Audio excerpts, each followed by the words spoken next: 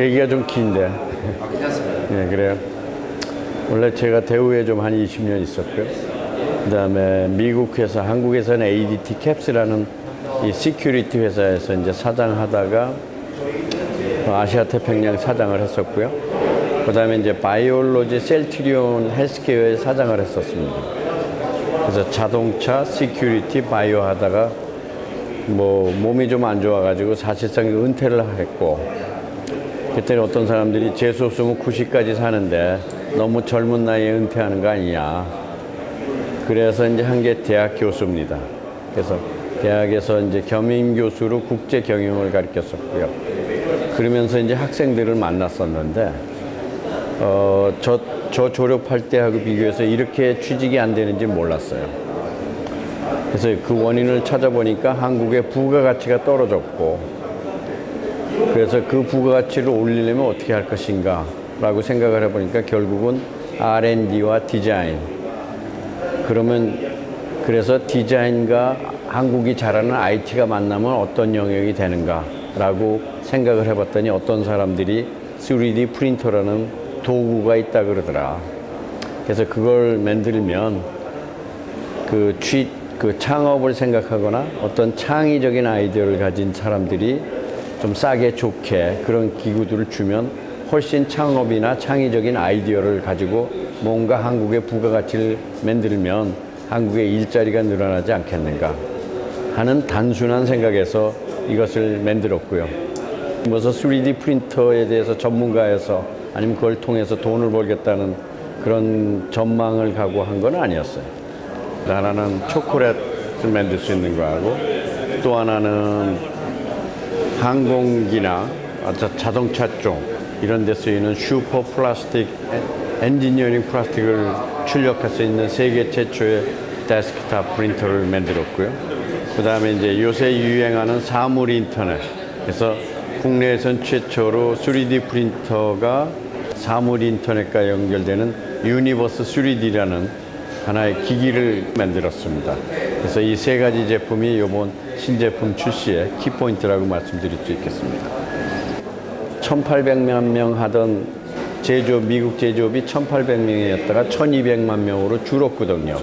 그 600만 명이 거의 다 이제 중국으로 넘어가니까 중국에 빼앗겼던 그 자리를 3D 프린터라는 것을 해서 미국의 제조업을 부흥시키면 600만의 미국의 일자리가 생기겠다라는 생각에서 이제 미국 오바마 대통령이 이걸 키우자 이렇게 하면서 이제 그 현상은 미국이든 한국이든 일본이든 중국이든 다 똑같거든요. 그래서 근본적인 것은 전 세계가 3D 프린터를 통해서 일자리도 만들고 창업도 많이 키우고 새로운 그 뉴 웨이브에 선점하겠다는 물결들이 전 나라에 같이 퍼져갖고 있지 않나 이렇게 보고 있습니다. 저는 그게 나라별로 다르다고 생각을 해요. 나라별로. 그래서 3D 프린터는 무슨 어떤 매니팩처링 머신을 제조한다고 생각하는 거는 아닌 것 같고, 제가 한 120개국을 돌아다녀 보면, 예를 들면 한국 아버지들은 집에 워낙 일하는 시간이 많아요. 그럼 전 세계에서 한국은 뭐 한 2,500시간 정도 일하고, 유럽 쪽으로나 뭐 이런 쪽으로 미국 애들은 한 2,000시간 일하고, 유럽 쪽으로 넘어가면 뭐 스웨덴 이런 쪽은 한 1,500시간 일한다. 그러면 쉽게 해서 어떤 스웨덴의 아버지는 3시면 집에 들어가고, 그 다음에 한국의 아버지는 10시가 돼야 들어간다 이거지. 그러다 보니까 한국의 아버지는 토요일, 일요일에 자고, 그 다음에 스웨덴 아버지들은 뭔가 거기서 뭘 만들 수 있는 시간이 생긴다 이거지. 그래서 3D 프린팅은 무언가를 이제 만들거나 출력하는 건데, 한국의 아버지는 예를 들어서 푸드 프린터다. 그러면 한국에서는 라면이 3분 이내에 끓여져 있어 한국에서는 음식을 만드는 게 인스턴트로 3분 이내에 음식이 만들어져야 되는 건데, 예를 들면 3D 프린팅으로 무슨 라면을 출력한다 뭐 어쩌한다 30분도 길다 이거예요. 그렇지만 그 유럽으로 넘어가면 예를 들어서 가족들이 모여서 2시간 반 동안 저녁을 3D 프린터를 가지고 뭘 만든다. 이거는 fun and entertainment다. 그래서 3D 프린팅은 기본적으로 컬처럴한 산업이고, 그리고 그것은 각 나라별의 컬처는 다 다르다 이거죠. 그래서 한국은 그러한 또 나름대로의 컬처를 가지고 있고, 유럽은 유럽, 아프리카는 아프리카, 각 나라의 컬처는 다 다르기 때문에 그 컬처에 맞는 3D 프린터가 나오면 그것이 그 나라에 잘 3D 프린터가 대중화될 수 있는 스피드업이 될 거고, 그렇지 않으면 아닐 수도 있다 이거죠. 그래서 그런 관점에서 이런 것들을 좀 보실 필요가 있지 않나. 그래서 나라별로 굉장히 전 다르리라고 보고 있습니다. 우리나라 정부가 얘기하는 게 이제 4가지의 신사업이 있습니다. 하나는 3D 프린터, 하나는 빅데이터, 또 하나는 로보틱스, 또 하나는 사물 인터넷. 이 4가지가 있는데 그 중에 3가지는 결국은 인터넷의 변형이에요.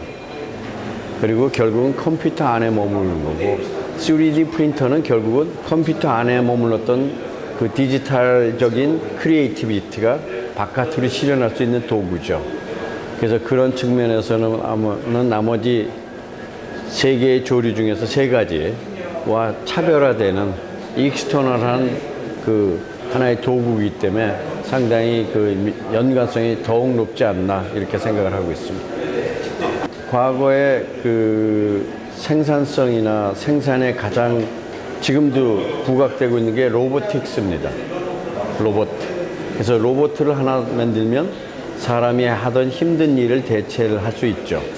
그래서 과거 예를 들어서 자동차 공장이든 뭐 전자 공장이든 전 세계에서 대량 생산, 대량 소비의 시대니까 거기서 이기려면 생산성도 좋아야 되고 품질도 좋으니까 그런 것을 로보틱스나 이런 거로 해서 오토메이션이죠. 지난 100년 동안 기계화를 했고 오토메이션을 했고 그런 것들을 했어요. 그러다 보니까 세계적인 경제는 늘어났지만 결국에 사람의 일자리는 점점 줄어들고, 그래서 과거에 그러한 그런 부분들은 줄어들면서 또 한편은 새로운 일자리가 생겼지만은 결론적으로는 대량 생산, 대량 소비라는 패턴 안에서 들어가 보면 일자리는 줄을 수밖에 없다 이거죠. 그리고 거기서 대량 생산, 대량 소비를 해서 코스트를 낮춘 사람이 전 세계를 지배하는 게 여태까지의 모델이었다 이거지. 그 모델이 예를 들어서 40년 전에는 미국이 1등이었고, 뭐 30년 전에는 예를 들면 뭐 유럽이나 일본이 1등이었고, 그 다음에 그러다가 이제 한국도 한 10년 전에는 그런 부분을 잘했고, 지금은 중국으로 넘어가고 있다. 결국은 대량 생산, 대량 소비의 흐름이 쭉 100년 동안 흘러왔던 거다. 이게. 그럼 그 패턴 하에서는 여러 가지 한계가 생긴다 이거지. 결국은 대기업이나 이런 돈 있는 사람들은 생산성 향상을 해서 돈을 벌었지만은 그 돈이 없는 사람은 돈을 벌려면 자본주의에서 그 회사에다 돈을 투자를 해야 되는데 돈이 없으니까 단순 월급쟁이나 노동조를 하다 보니까 결국에선 그 흐름에서 전 세계적으로 생산성 향상이라는 원가 절감이라는 구조는 이루어졌지만 월급쟁이나 돈 없는 사람들이 그 혜택을 받지 못했다 이거죠. 그러다 보니까 이게 점점 위와 아래가 이제 분리되고 중산층이 이제 흐트러지는 이제 그런 문제가 나온 거고요. 그러려면 이 패턴을 바꾸려면은 대량 생산, 대량 소비의 시대에서 맞춤 생산하는 맞춤 디자인과 맞춤 생산에 넘어가야 그동안에는 10,000원짜리 컵을 똑같이 1,000원에 어떻게 누가 빨리 생산하느냐 이런 게임이었는데 지금은 그게 아니라 1,000원짜리 컵에서 무언가 새로운 것을 디자인이나 부가가치를 늘려서 1,000원짜리를 10,000원에 팔면 그게 누구든지 할 수 있는 그런 그 오퍼튜니티가 있다 이거죠. 그래서 이거는 생산의 민주화, 그러니까 3D 프린팅은 소비와 생산의 일체라는 말은 저는 적절하지 않다고 보고 있고요. 실제적인 기본적인 패턴은 생산의 민주화, 프로덕션 리버리제이션.